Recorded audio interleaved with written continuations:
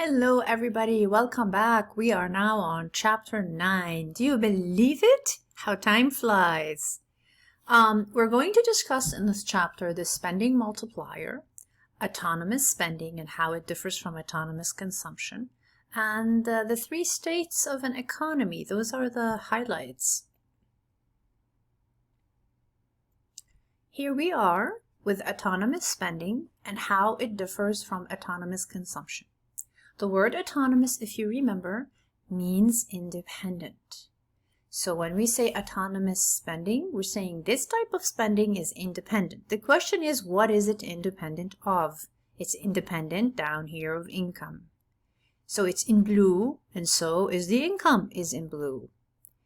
Autonomous consumption, it's consumption that is independent. What is it independent of? It's independent of disposable income.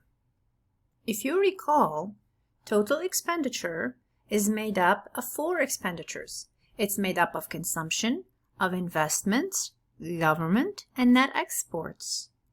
Well, total expenditures up here, even though it has four expenditures, three fall under the autonomous spending category and only one under consumption, autonomous consumption. And the word consumption is your clue. When we're speaking of consumption that is independent of real disposable income, we're talking about autonomous consumption. Just disposable income. It doesn't even have to be real, but I always make a reference to real because without it, you have a muddled picture. Because if you recall, when a value is real, that means inflation has been deducted from it.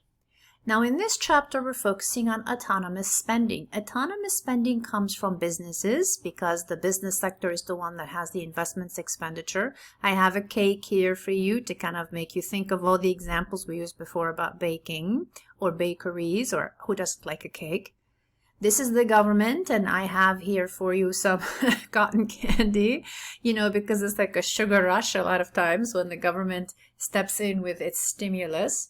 And then we have net exports, and it's blue themed and it's blueberries because I was thinking how we import so much blueberry from Canada. So that maybe can help you remember what we're talking about. So when the spending is independent of either the GDP, which is the income to an area, or the income that a business has or the government has. So in other words, businesses spend money they don't have, they borrow, whether they're domestic or they're foreign. The government also spends money it doesn't have. It also borrows by selling securities. So both of them will spend money as need be regardless of what their income dictates. They're not trying to spend according to their income. They're spending according to their vision and their investments.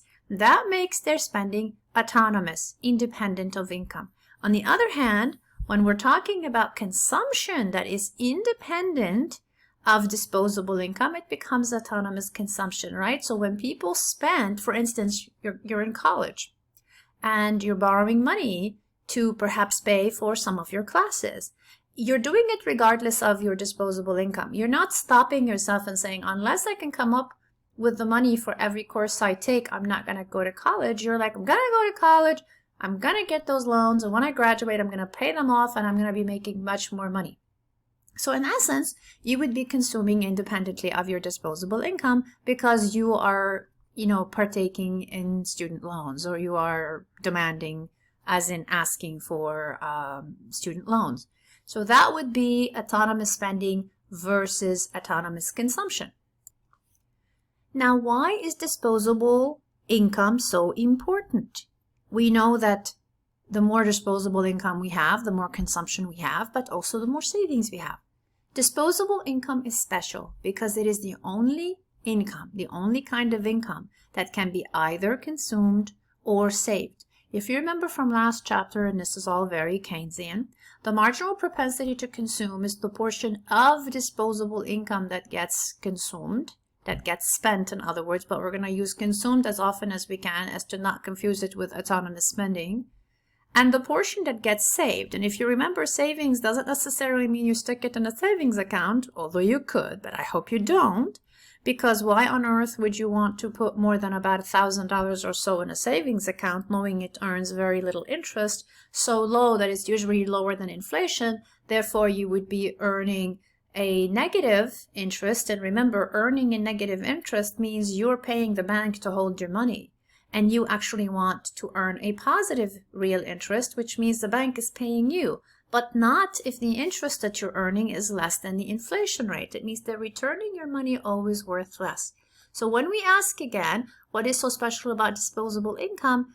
It is the discretionary income. It is the only income that you can either consume or save. And what this means is when you can generate enough disposable income in life, you're spending more money to improve the quality of your life now. You can afford a better house, a better car, a better pair of sneakers, But you're also able to save for your future so you can retire better, or you can do things like if right now you're renting, you can buy a house. If right now you're leasing a car, you can buy a car. If you're sending your kids to college or yourself to college, you can with a little bit more flexibility. That's why disposable income is so very important. The next point in our chapter are the 3 states of an economy. Just like there are 3 states to a market, and we have a state of equilibrium, a state of surplus, and a state of shortage, the economy as a whole, which is made up of millions of markets that are happening simultaneously, speaking of a 3-ring circus, it's more like a 3 billion circus, right? 3 billion ring circus. The 3 states of the economy also are a state of equilibrium, a recessionary state as in a state of surplus or a negative gap, and an inflationary gap, which is a state of shortage. So think of them as recessionary, as in state of surplus, and think of inflationary as in a state of shortage. That's really helpful to keep in mind.